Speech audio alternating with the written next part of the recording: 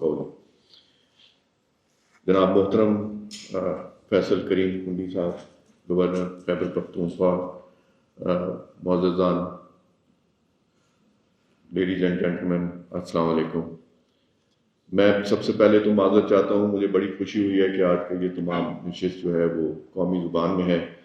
मैं इसको अपनी लाइलमी कहूँगा कि मैं जो आज स्क्रिप्ट तैयार करके लाया हूँ वो अंग्रेज़ी ज़ुबान में है।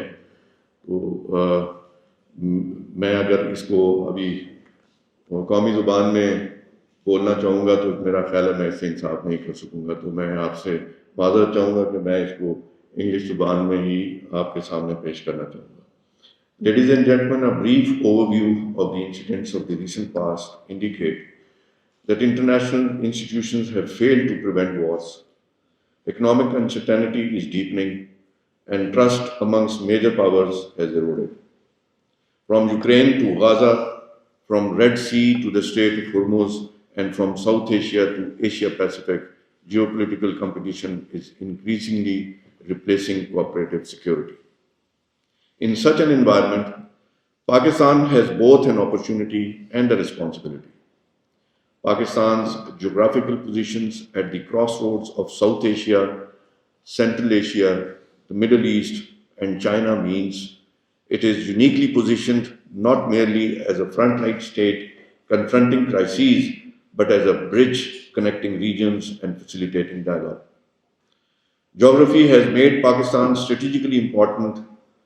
Diplomacy can transform that importance into constructive leadership. Today, I wish to make three propositions. One, the world needs more mediators than military alliances. Two, Pakistan possesses the strategic credentials to become a credible regional mediator. Three, this role must be institutionalized through proactive diplomacy rather than pursued only during crises. The global order is undergoing a major transition. Power is becoming increasingly diffused. United States of America remains the strongest military power, but China's economic rise, Russia's strategic depth, and the growing influence of regional powers such as Turkey, Saudi Arabia, Qatar, and UAE, and even India are creating a multipolar international system. Unfortunately, multipolarity has not produced greater stability. Instead, it has generated overlapping rivalries that intersect across regions.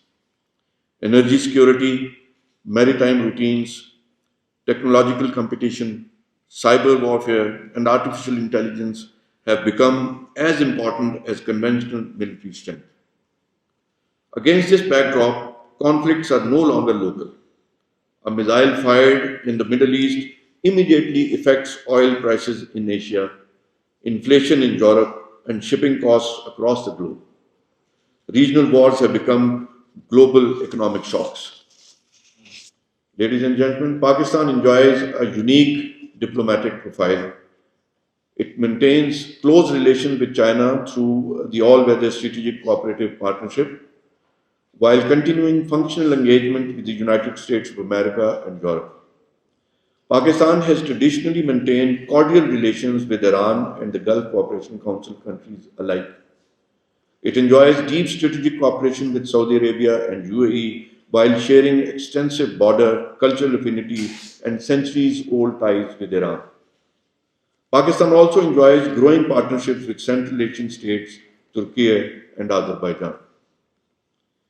Few countries today possess diplomatic access across so many competing blocs. This balanced foreign policy gives Pakistan credibility as an honest interlocutor rather than a partisan actor. Recent regional developments have demonstrated that Pakistan can play a constructive diplomatic role even during highly polarized crises. Whether facilitating communications amongst regional actors, encouraging de-escalation, or maintaining balanced relations with competing partners, Pakistan has shown that dialogue remains possible even when military options dominate public discourse. This approach embodies Pakistan's own national interest. For us, peace is not a charity, it's a strategy. Every regional conflict increases Pakistan's economic risks through higher energy prices, disrupted trade routes, reduced foreign investment, and heightened security risks. Therefore, Pakistan's diplomacy must remain firmly anchored in conflict prevention rather than conflict management. These questions, then the question arises, why is mediation so important? It is an established fact that military victories rarely produce lasting peace. The experiences of Afghanistan, Iraq, Syria, Libya, and numerous other conflicts demonstrate that wars may remove governments, but they seldom eliminate underlying political grievances. Sustainable peace requires dialogue, and successful mediation requires five essential attributes: credibility, neutrality, sustained engagement, understanding of regional dynamics, and willingness to invest diplomatic capital. Alhamdulillah, Pakistan possesses each of these assets. Distinguished participants, what could be Pakistan's roadmap for regional peace? I think Pakistan should move beyond reactive diplomacy towards comprehensive mediation strategy built upon multiple practical initiatives. First, Pakistan should propose a permanent regional dialogue mechanism involving Iran, Saudi Arabia, Turkey, the Gulf states, Central Asian republics, and other interested parties. Regular dialogue prevents crises from escalating into wars. Second, many negotiations succeed away from media attention. Pakistan should continue confidential engagements among rival capitals while refraining from public diplomacy that may harden positions. Third, political negotiations require an atmosphere of trust. Pakistan can encourage military hotlines, maritime communication mechanisms, advanced notification of military exercises, prisoner exchanges, humanitarian cooperation, intelligence cooperation against terrorism, and academic and parliamentary exchanges. These modest measures often create the trust necessary for larger agreements.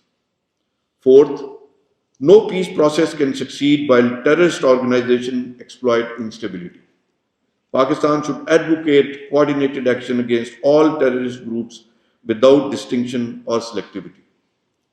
Counter-terrorism must remain free from geopolitical rivalries. Fifth, history shows that countries that trade together are less likely to fight each other.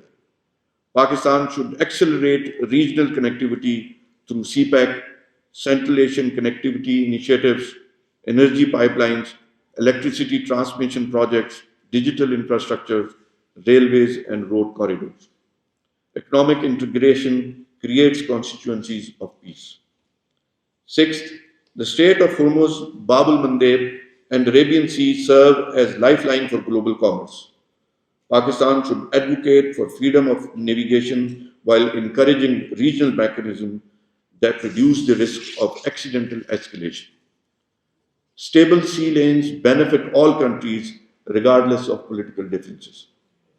Seventh, the Organization of Islamic Cooperation, the Shanghai Cooperation Organization, the United Nations, and regional organizations must be utilized more effectively for preventive diplomacy.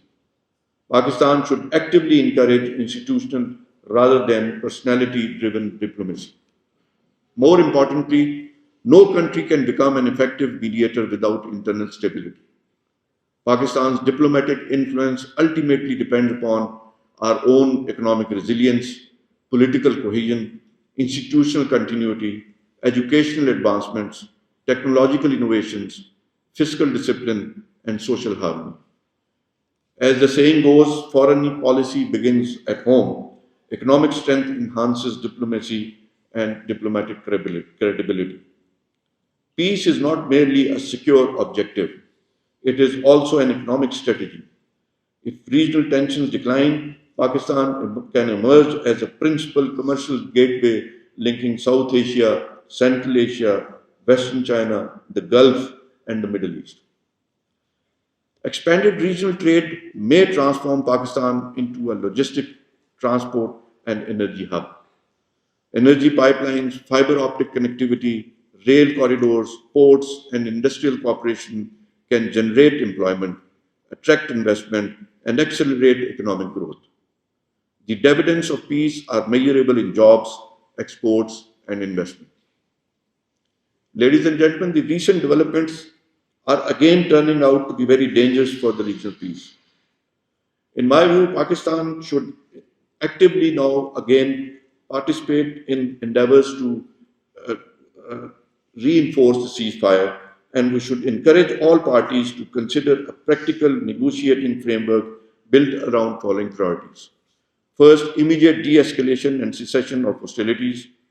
Second, protection of civilian and humanitarian access.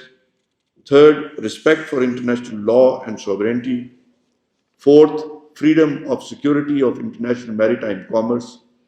Fifth, guarantees against attacks on civilian infrastructure and energy facilities. Sixth, regional cooperation against terrorism and violent extremism. Seventh, gradual sanctioned relief linked with reciprocal commitments where appropriate. Eighth, economic reconstruction supported by regional development initiatives. Ninth, establishment of permanent communication channels to prevent accidental military escalation. And finally, the creation of an inclusive regional security dialogue involving all principal stakeholders rather than exclusive military blocs. Peace cannot endure if any major regional actor feels excluded. To conclude, allow me to say that history's lesson is very clear. Durable peace is not achieved by military superiority alone. It is achieved through statesmanship. Pakistan possesses the geography, diplomatic relationship, strategic experience, and moral credibility to contribute meaningfully to regional peace. Our task is therefore not simply to respond to crises, but to anticipate them, not merely to mediate conflicts, but to build institutions that prevent them, not merely to pursue national interests, but to demonstrate that national interests are best protected through regional peace. If Pakistan remains committed to principled diplomacy, balanced engagement, and economic cooperation, it can emerge not only as a respected regional power, but as a trusted architect of peace in an increasingly disunited world. Let us therefore choose dialogue over discord, cooperation over confrontation, and shared prosperity over shared insecurity. Thank you very much.